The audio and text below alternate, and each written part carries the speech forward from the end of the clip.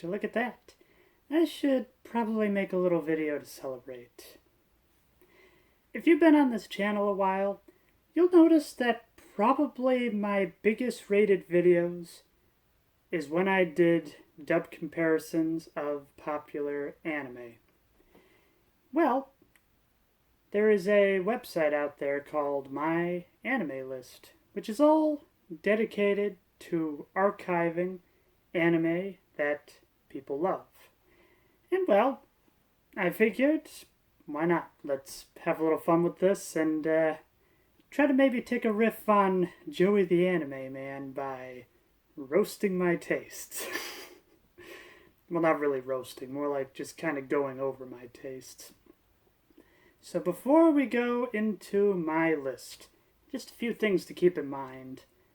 On the whole, I'm generally a bigger fan of anime movies than anime shows. So you'll notice that there are a lot of movies on this list, and not a whole lot of shows. And the last thing to mention, there is one entry that it's a combination of couldn't find and couldn't remember the name of. Those that have been around here a while know that I have a camp set up in 3 fandoms. Digimon, Lupin, and James Bond. Well, somehow there was a Lupin movie that was able to combine 2 of them.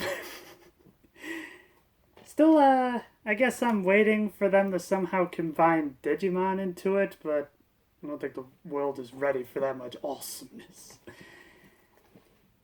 But I should probably clarify, it's basically everything but name that this character is, so in this reality, his name is Archer, and after being in the Secret Service for some time, has dedicated a museum based off of the hit novels that he's written based off of his adventures in the Secret Service. He also has a granddaughter named Tracy. And I just love the idea that they keep it ambiguous as to who Archer's wife is. They're pretty much the same character, so I use them interchangeably. So it's like, which Bond girl did he end up going with in the end? A fantastic movie. I just wish I could remember the name of it, and unfortunately will not be appearing on this list. So with that out of the way, let's jump into this. Well, here we are. My anime list. I'll see about putting a link in the description for those that want to get a more precise view on this list. So, the way I have this list organized is by score. So the lowest score is at the top, and the highest score is at the bottom. And then how it's determined in the case of ties is how recent said property has come out. So let's jump into this with a bit of a fire with Pokemon Indigo League. It was kind of a fun thing, so as I was getting reacquainted with Digimon, I was getting also reacquainted with Pokemon. The main thing is, I love Digimon so much that I was worried I was burning through the episodes so much, so when I had extra time and I wanted to watch an anime, I would just watch a Pokemon episode. Treat it a lot like popcorn. It's just something you can just keep popping and popping and popping, and, well, it'll satisfy you eventually. But with Digimon, it felt like something I had to sit down and take time out of my day to really pay attention to. Kind of like, I don't know, sitting down and eating a cheesecake. So, that's where my relationship with Pokemon was. I will admit, there was a time where, well, Digimon was just on too early in the morning that I just went with Pokemon because it seemed like it was like an alternative that was not as good, but alright. Yes, feel the fire. And then we go on down to The Cat Returns. I am sure I'm in the minority with this one, but to me, this is very much a piece of body horror. Why? Main character wants to try to help out a lonely cat. So how do they thank her?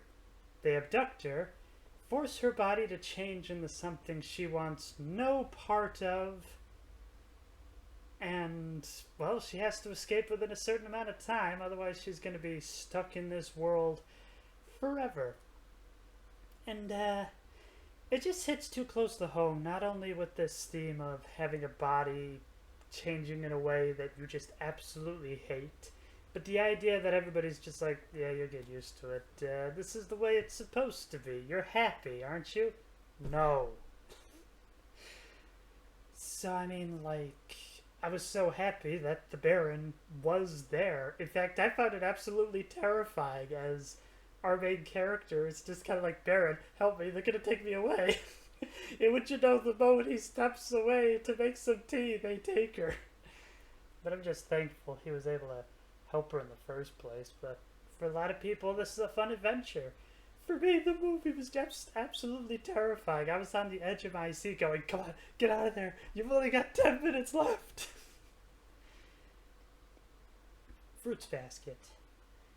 This is a bit of a strange one that I put on the list. So this came about because of the closest thing I ever experienced to a girls' night out.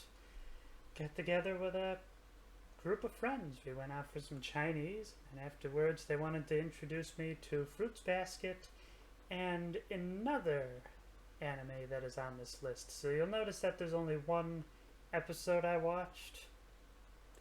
It's okay, but, well, it's just not really anything that struck me as, like, amazing. Like, something that I would actively be searching for. My Neighbor Totoro. I kind of put my thoughts out on the last tier list I made a while ago, but suffice to say, I don't really get why this movie is held in such high esteem.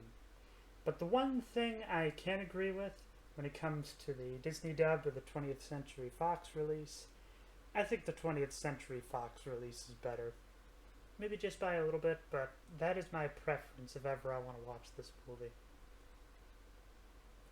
Pokemon, the first movie. I found the first movie at a thrift store. It was a VHS copy and whatnot.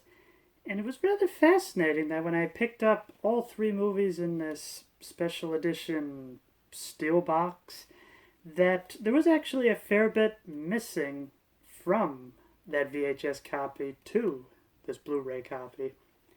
For instance, they didn't really have much of a prologue going into who Mew was. But yet they also added in this idea that Mew kind of had a bit of a, hard to really say love interest, but a little something going with the professor that brought him to life's daughter. That was added to this one, but And I guess the other thing is the movie was preceded by a short, much like how Pixar has been doing for a long time, which is also missing from this copy. But as for that first movie, I think Black War Greymon did it better, but I do kind of like the tragic story of Mewtwo, but I feel like the ending just completely undermines the entire message of it all. But then again, I guess a show about fighting animals with our main character saying, yeah, we're not going to fight anymore, would be pretty dull. Ponyo. Well, once again, when I reviewed this movie before, it's okay, but it's a lot like Moana for me. It was a movie that I can agree it's a beautiful spectacle. It was a story that was interesting, but I just don't really see myself watching it again or having the need to watch it again. I feel like cut and dry. I got it all in the first viewing. Alright.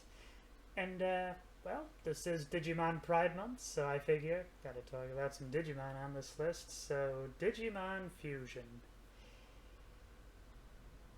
I'd say this is the second to worst.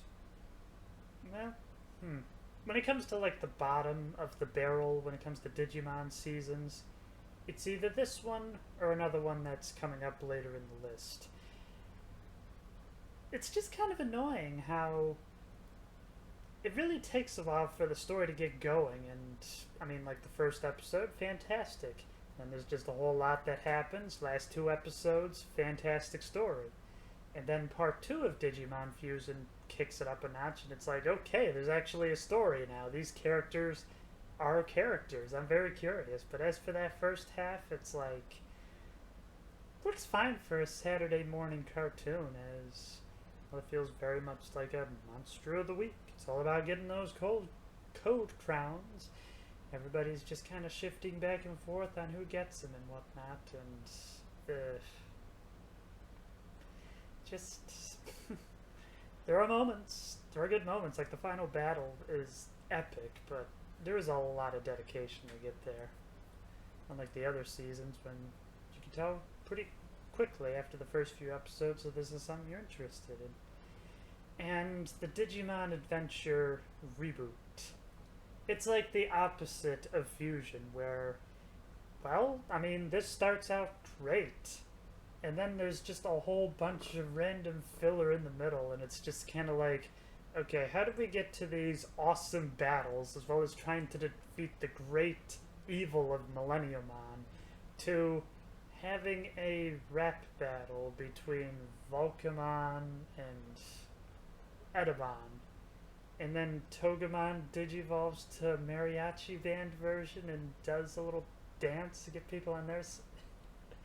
This show just lost its way. It is something that I want to continue watching, though, but it's just annoying that the only source I had for it was on Hulu, and now it's not there anymore. So that's the main reason why it's dropped as opposed to being completed, because I need to find a way to be able to watch it. Spirited Away. Having a little deja vu here when I was ranking dubs of movies directed by this man.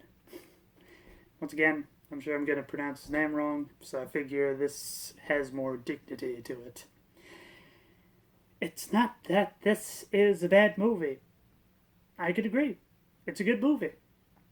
I'm just annoyed that this is the one that won the Oscar, when I think that Princess Mononoke is his magnum opus. Of course, I guess people didn't really give that much respect to anime at the time, and a lot of people say the only reason that this movie won Best Animated Feature was because John Lasseter, who has quite a bromance with, was pushing hard to get it nominated, and he succeeded.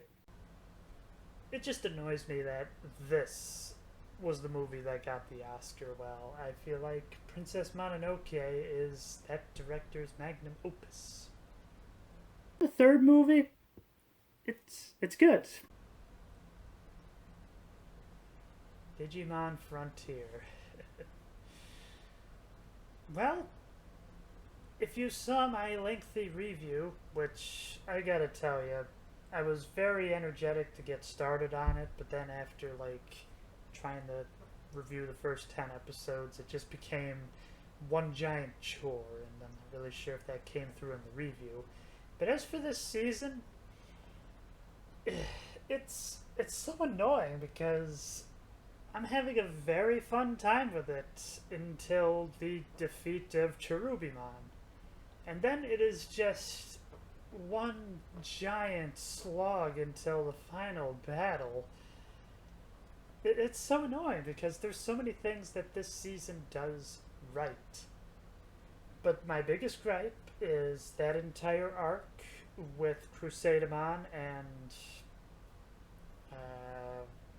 I just completed the review like maybe a few months ago. Why can't I remember the other one's name? Well, the two servants of Lucimon. That entire arc, get rid of it, it's not worthwhile. Or replace it with more in the real world sections like all the other seasons have. It's so aggravating because I have so much fun with it, and then I get to the end, it's like, oh, yeah, this again. Digimon Adventure 2. O2, I should specify, because it takes place in the year 2002.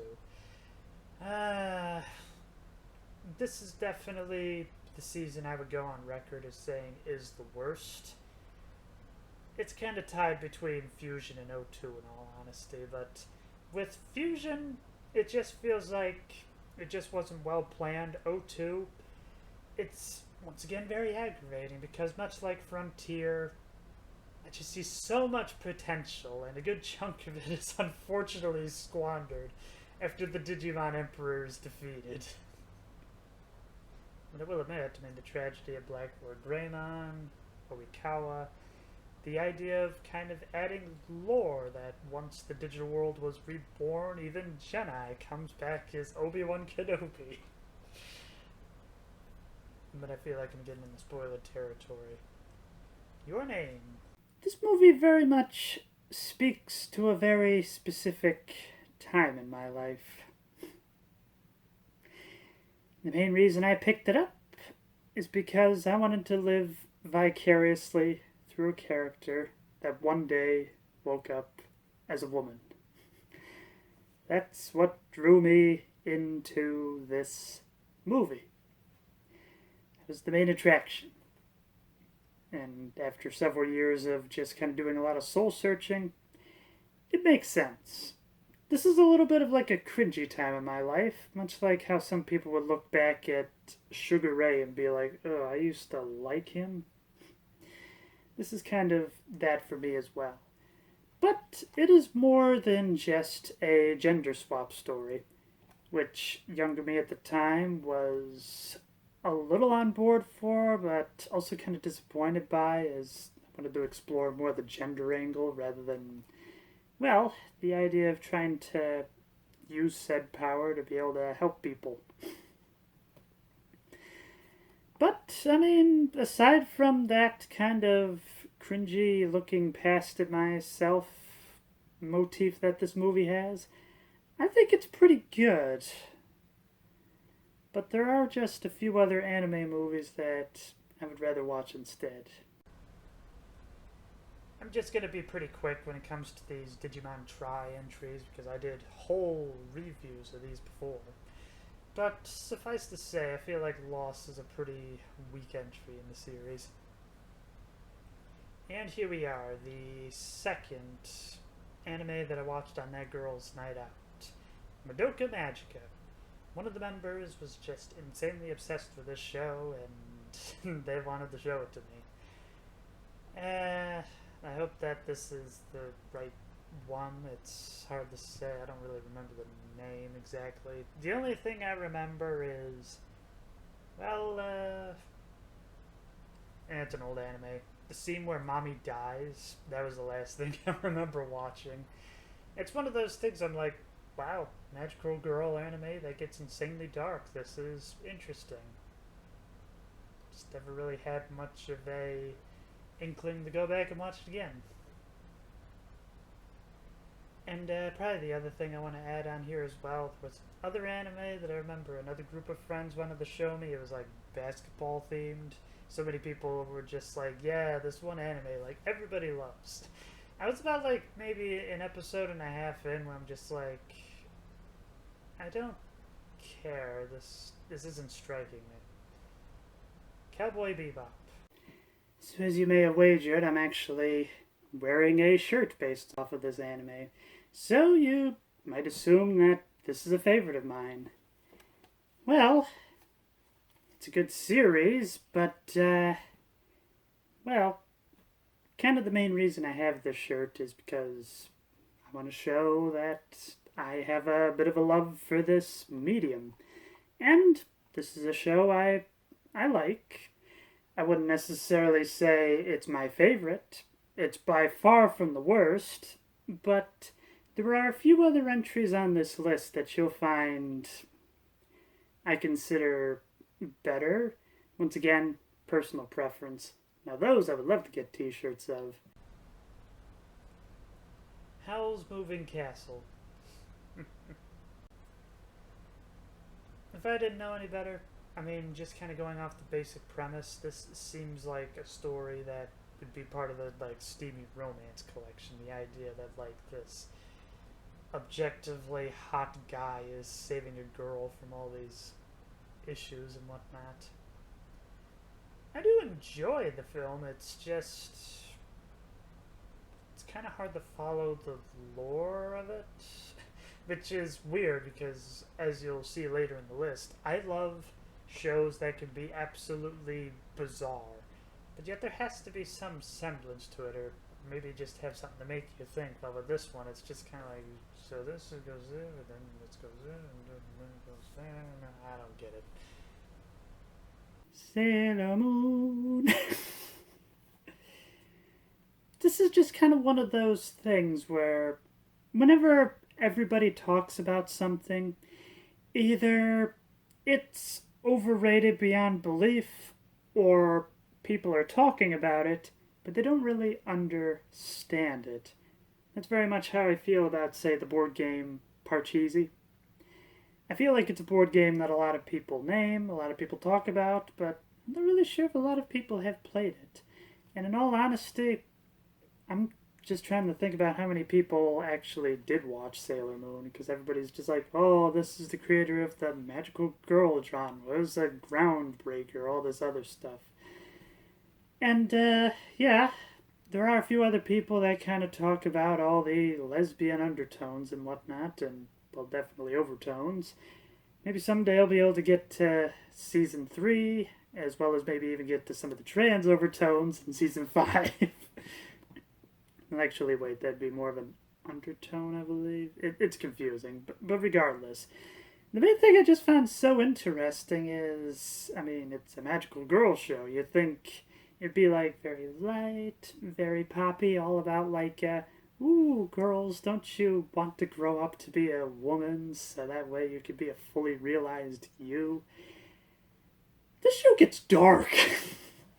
I mean, very dark. Like, the best example I can think of is, so, depending on which dub you're watching, either Serena or Usagi has a best friend. I want to say her name was Wendy in the old dub, and I forget what it is in the new dub. At first, it's a little creepy because she's hot for teacher, only to realize that said teacher is actually a demon in disguise, which Usagi has to destroy. That is, until this demon actually starts to care for Usagi's friend. And, well, as a way to save her, he steps in front of a whole bunch of twigs that are like the size, well, maybe pikes would be a better way to describe it, and he's just impaled to death. And of course, Usagi's friend is watching the whole thing. I just love how, I mean, it's associated with, like, oh, it's a little girl's thing, but then you're like, why is it rated PG? And I remember somebody, I forget who said it perfectly, is, despite the image the show gets, nobody really believes that these Sailor Scouts have died multiple times. And even taking away that bit of edge that I love about this show, I will admit it did kind of help me live vicariously, to see what it would have been like to grow up as a teenage girl rather than the life that I did grow up having. But in terms of which I like better, Season 1 or Season 2? Honestly, both are really good. I would say probably Season 2, just by a little bit. Generally, I feel like a good sequel takes the established characters that all met up and all got together from an adventure from the first section, can just jump right to the adventure in the second section. And, yeah, that's very much how I feel about Sailor Moon R. Not really sure what R stands for. Maybe like reboot? Because I guess like a lot of other series that became popular beyond belief, it was just really meant to be the one, but so many people loved it that just kept going. Digimon Adventure. I know it says Digimon Digital Monsters, but I'm just calling it Adventure 1 for the sake of consistency. Yeah, this I bet I probably got the dates mixed up because I do remember watching a few episodes when the show was brand new, airing on Fox Kids. It was on at 7 o'clock, and it was just too early for young me to be able to watch, so I just went with Pokemon instead. But when I finally refound this series, I realized that I was really missing out. If only it was just on at a better time, then I would have loved it. Sailor Moon. R. Now, Pokemon 2000, that is probably my favorite of the original trilogy.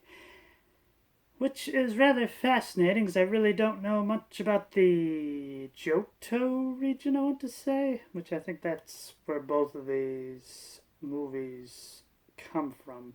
I saw Indigo League from beginning to end, and well, for people telling me it was the best Pokemon season, I disagree.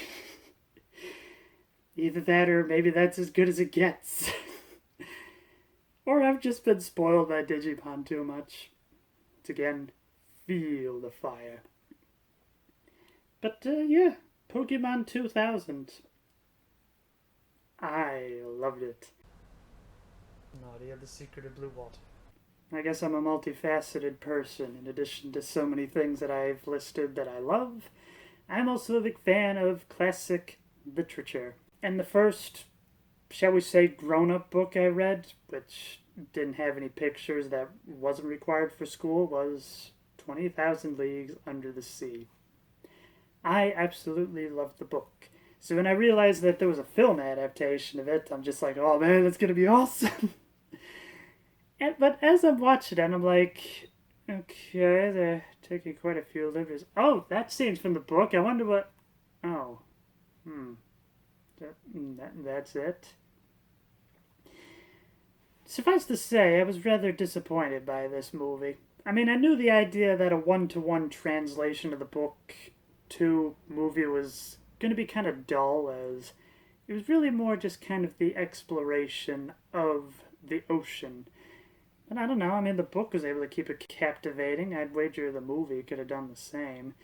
But it's really more of just kind of a character study. They decided to make Nemo do all these interesting things that are not anywhere near what happens in the book. But the biggest thing is, in the book, there is a trip that the Nautilus takes to the North Pole. This isn't in this movie. But it is in what I consider the fan fiction of 20,000 Leagues Under the Sea. So just on that alone, because they go to the North Pole, I consider this a more faithful adaptation of the book than this. Well, maybe that's a bit of a stretch, is I feel like this one has closer ties to the book, while here it's like, there's a lot of references to the book, but after a while it just becomes steampunk madness. Everything gets to the point where somehow they have technology that was contemporary for the early 90s back in the 1890s. It's awesome.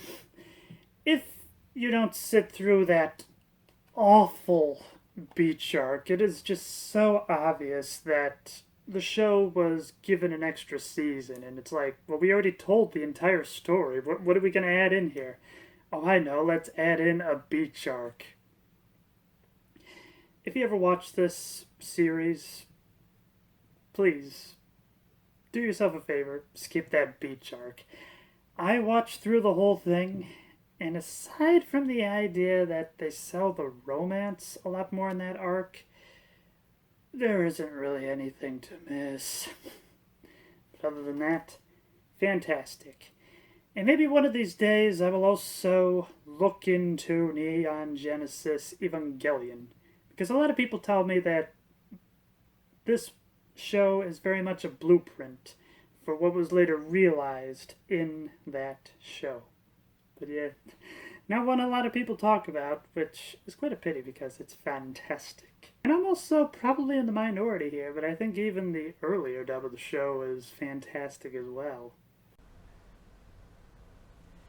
Okay, and then this is where we start getting into the Lupin III movies, with the Castle of Cagliostro. While I very much admire it for being my personal introduction to the series as a whole, compared to everything else I've seen, it just feels like it's the weakest entry. Don't get me wrong, it's a good movie, but out of everything else I've seen, it's like this is definitely an entry to get you interested. Like, what are these characters? What is their relationship and whatnot? And then the other ones, it's just like, okay, well, that was the kid-friendly version. Now we're going to show you the adult version. Tokyo Crisis. This is one of the things I love. I've heard some refer to them as TMS, so Tokyo Movie Shinsai, I believe it's called, or TIMS. That's the animation studio that made a good chunk of, well, probably everything of Lupin, I would wager. And on their YouTube channel, they were releasing these movies, kind of little bit of a try before you buy. You could watch the movie for like a month, and then if you like it, you could buy the real version. And Tokyo Crisis was definitely where I saw it. This was the second movie I saw on the YouTube platform. I will show you the first that's further on down the list. A weaker entry compared to the first one I saw, but wow, it still had that animation that's like, this is absolutely amazing compared to everything else I've seen. And then go up a little further with the Island of Assassins. Watching this movie was very much like when I watched No Time to Die in theaters. I wanted a fun action movie, not something that would make me cry. Something that would make me feel like very dark, depressed, wonder if there was like any hope for humanity. Not really something I associate with either properties, but yet, well, I guess there is something a little deeper by that. Digimon Adventure Tri Reunion, pretty solid entry. It's enough to at least keep you wondering what's going to happen next, and what happens next is determination. I'd definitely say they're both in the same rank. Going to the next Lupin property, this was the third movie that I ever saw. Lupin III, the first. I still think this is such a stupid name, and yeah, I can see how the CG would be a little polarizing because, I'll just say right now, I'm a dub person. I do not really have the brain capacity to be able to watch subs most of the time, but I do make a few exceptions. And as such, it's very hard to match the lip movements because instead of it being a flap, like typical anime, they actually articulate the lips. So it's really difficult, but it was distracting for like the first 20 minutes of the movie, but I just got so involved in it that it just kind of faded into the background. Talked a fair bit about the manga that the show was based off of, Onimai, I'm Now Your Sister. I like it, but I'm a bigger fan of the manga. Like, the biggest problem I have with this is, like, if you don't get me wrong, the original manga had, like, some very seedy scenes, kind of fan servicey, but the best example I could bring up is the character of Katie-chan. So, in the manga, kind of the major gag is the idea that, like, she's gorgeous, she has a big rack, and as such, our main character, Mahiro, even though he is now a junior high school girl, is still very much finds her very attractive. And, well, I don't know how they did it, but somehow they made breasts look absolutely disgusting. I guess it also doesn't help that the sound effect of, there's like a few times you see him flapping around. It sounds like you have raw meat in a bag and you're just kind of going, it's just, oh. That's probably the weirdest tangent anybody has ever gone off on this show. I like it. It has a fantastic animation style, and it's even just amazing to see what these characters look like in color, but I just wish they stuck a little more faithfully to the manga itself. Yu Hakusho.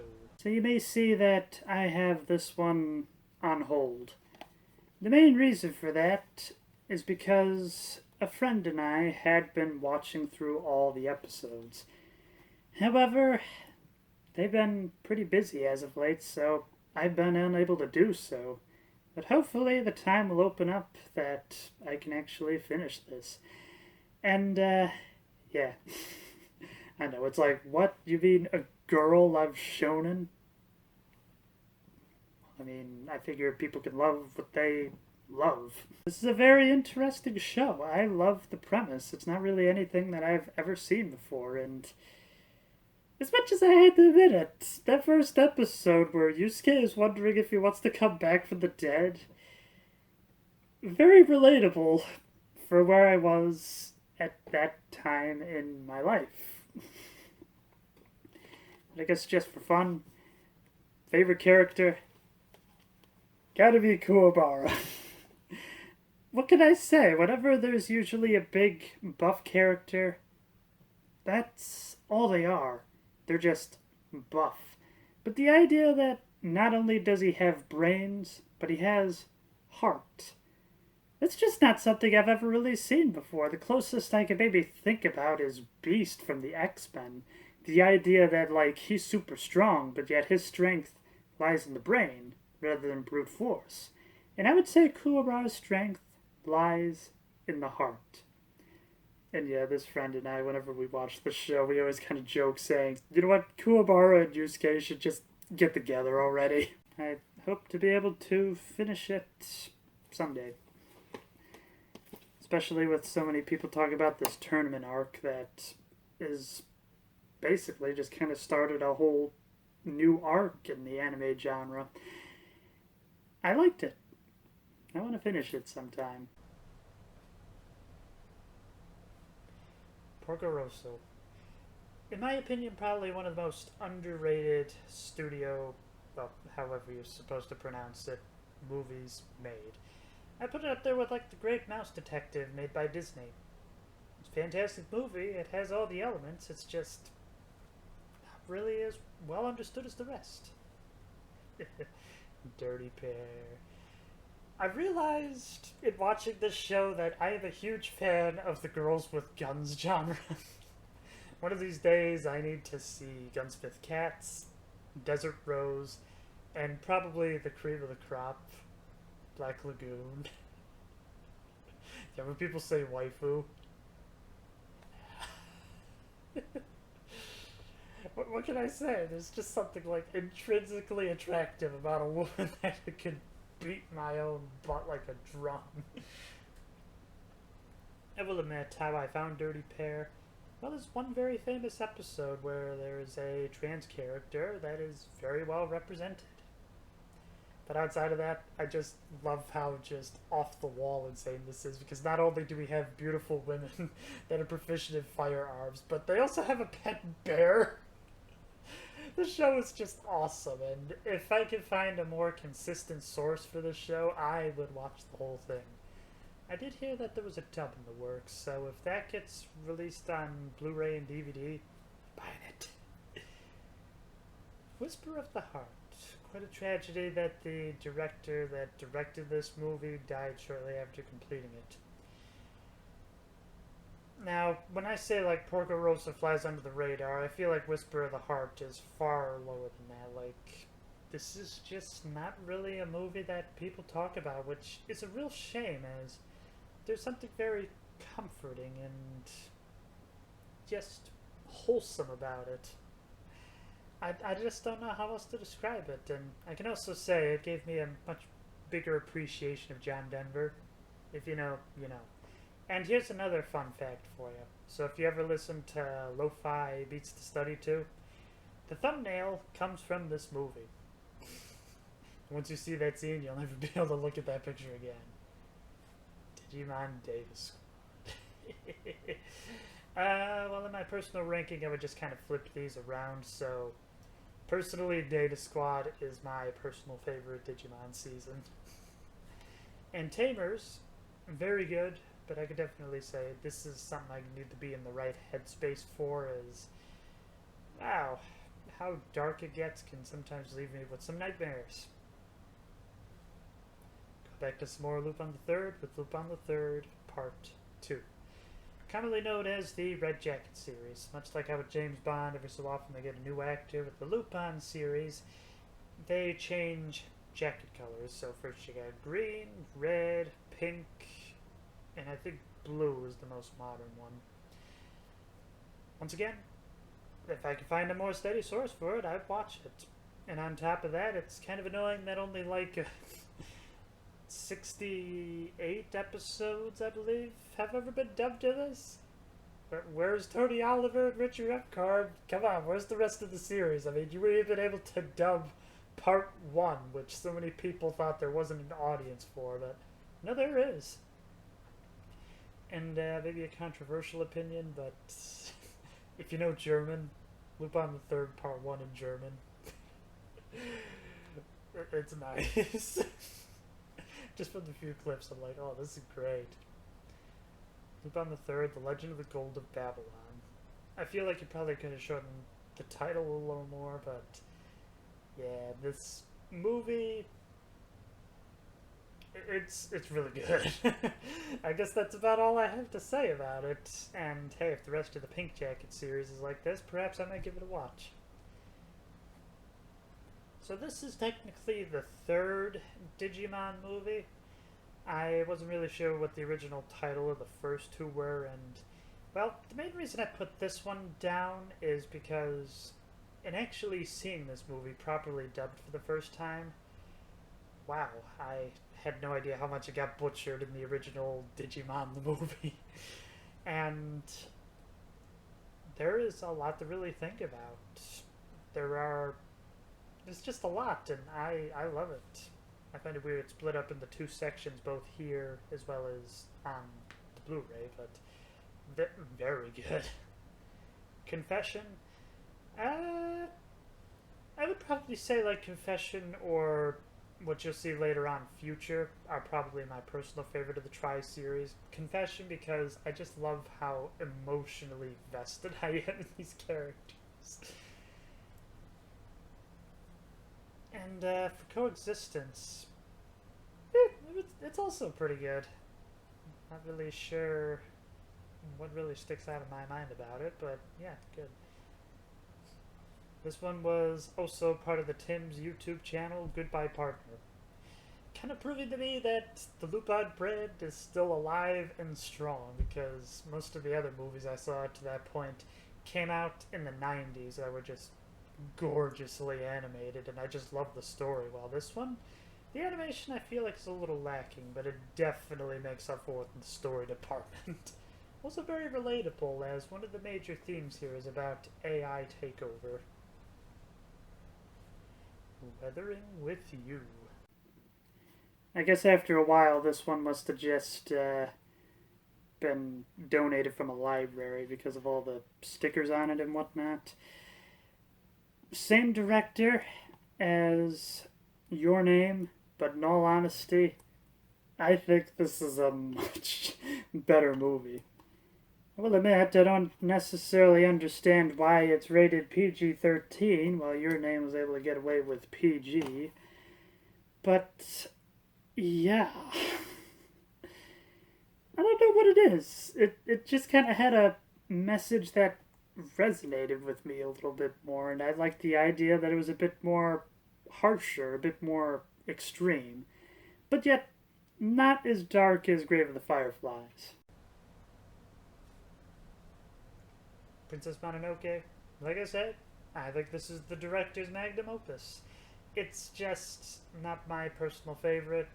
It's something I had to be in the right headspace for because it is just so disgusting. There's just decapitations, people's body parts just flying off. It's gross, and I really need to have just the right headspace to be able to watch all of it without being queasy about it. Nausicaa, The Valley of the Winds. Well, along with Princess Mononoke, I kind of put both of these movies in a very obscure category of I feel like my life has just been a little bit better by having experienced these two films. Not my personal favorite, but I can see why it would be. And when it comes to like the movies that people talk about all the time, it annoys me that this one isn't as high up on the list. Grave of the Fireflies. The latest addition to my collection from, according to a lot of people, I never pronounce it right, so I'm just not going to say it at all. I'm certainly happy that I ended up going for the Steelbox edition, which it's hilarious as they were offering a discount on this compared to just getting the box set. But the thing I like about the Steelbox is that it has both dubs of the movie. And as I was doing research, I realized that there is actually a third dub exclusive to Netflix. Now, sometime in the near future, I do fully intend on making a dub comparison video between all three of these dubs. I just need to see if I can find anybody that has Netflix so I can get an idea of how that dub goes. But as of now, I'm still fighting a copyright strike, and I think the period will be up sometime in September. Kind of annoying. There was a video that was on my channel for 5 years, and then someone decided, oh yeah, this is ours now. And it's your fault. You gotta wait 3 months before anything gets resolved. Great. But that's not really the topic of this video, is it? So yes. It's a really good movie, but I put it in the same category as Schindler's List. Fantastic movie. It's just something you have to be in the right headspace in order to properly enjoy. I don't really get the hate from Tales from Earthsea. I think this is a fantastic movie. It is a bit annoying that they kind of drop the beginning arc about like the story of the dragons and whatnot, but I love the characters. I love the look of this movie. I don't understand why the hate. In fact, I feel like Goro could have gone on to make some other great masterpieces if he was allowed to. Unless maybe that's kind of where the hate comes from. Summer Wars. If you're in the Digimon fandom like I am, you probably heard the story about how Summer Wars came to be, so I wish I could say this director's name because I love his animation style in both this and Digimon. In fact, from what I remember, he was the one that directed the first 2 Digimon movies. Maybe the third, I don't really know that much about it. But anyways, the concept of the second movie was a virus taking over the internet and just ruining everybody's day. Well, made a full-length movie out of it, took out the Digimon in basically everything but name, and made a masterpiece. I love this movie, and probably one of the other things I love about it as well is, much like I'm very bad with remembering names, our main girl, shall we say, I also had a very big family, and there was something kind of nostalgic as also as just very familiar about sitting down on a gigantic table surrounded by all kinds of relatives. The wind rises. I gotta remember it's the wind rises and not the wind also rises. I absolutely love this movie. Although I kind of tug a little bit at my collar, just kind of realizing that, oh, this movie is almost a bit of a documentary about the planes that were designed to destroy Pearl Harbor. Even if it kind of shows that it's a bit of a dark past, but it's a really good movie. And if you ever get the chance, watch it in color first, and then black and white. There's just something about this movie that feels very old cinema about it. Digimon Adventure, Tri, Future. Yeah, it's really good. The Boy and the Heron. This one just completely blew me out of the water, and the idea that somehow it is a brand new film, but yet it feels old. And I don't mean that in a bad way. I mean, like, it just feels like it's something that's been around for a long time with like a tried and tested formula that so many people have done since then, but have been unable to do so. But yet this came out after everybody tried doing that formula. So I don't know. I just really like it. Digimon Last Evolution, Kizuna. After how long the Tri series was, it was just kind of a slow burn. It was just amazing that there was just a movie that was one self-contained story about the O1 cast, and I just absolutely love that the O2 cast actually has a bearing on the story rather than a moral dilemma. I get the feeling a lot of people know that this is my personal favorite movie of that studio that I probably can't say the name of properly. Castle in the Sky. I think it really says something that this movie is over 2 hours and yet I still want to see more of it. I don't necessarily want to see a sequel, but I don't know how else to explain. I just love the adventure feel of this movie. I wish that could be in more movies. Is by $1. This was the first one that I saw on the Tim's YouTube channel. It was a long work week. I found that on the YouTube channel. I watched it and I'm just like, this is amazing! And on top of that, I kind of have like this joking rule. So I kind of say that it's not an official Lupin property unless Herr Schreckelgruber is in it. So we got this by $1. We got the next one we were going to talk about, the Mystery of Mamo. You got the Treasure of the Gold of Babylon. And the one that I couldn't find on the list that kind of has the legally different James Bond. While it might not have Herr Schreckelgruber in it, it does have his followers. And I love the idea that their leader is Hermaphrodite. That movie, like, that would definitely be up there, right next to Missed by $1. It just blows my mind how awesome it is. And I will admit, I'm kind of jealous of Hermaphrodite because he has this device that he is able to swallow to give him a perfectly feminine voice. If I had that kind of technology, I would make millions. However, would put good voice actors out of a job, unfortunately. Enough of the ethical dilemmas. The Mystery of Mamo. This movie, like at this point, I only really saw the Castle of Cagliostro, and it was just absolutely mind-boggling to me to see the adult, the real Lupin. And even on top of that, I loved that this was a movie I had to watch at least 6 times to understand what was going on. It was so absolutely bizarre, but yet I was along for the ride. Like, I want to understand this movie, and that is very much what my feeling was with The Boy and the Heron. It was movies that I had to watch multiple times because they were so complicated. They had so much going on that it's something that I will gladly return to over and over again. The latest Digimon movie, O2, the beginning. If there is another Digimon movie that is out, please tell me the name of it. I will order it right now. I do, because if there's anything like this one, it is going to be absolutely fantastic. It's one of those things where, like, it just kind of took me completely by surprise, as I had no idea this movie was out.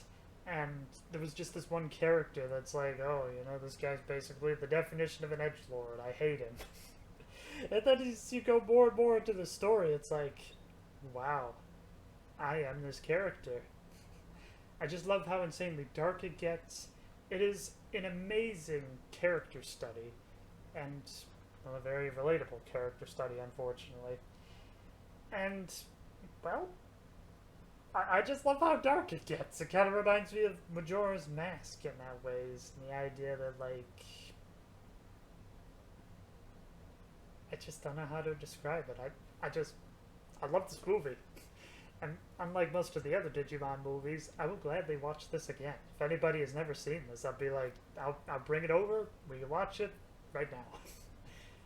But unfortunately, you'd have to watch pretty much the entirety of season 2, or maybe even watch my review on it to kind of understand most of what's going on.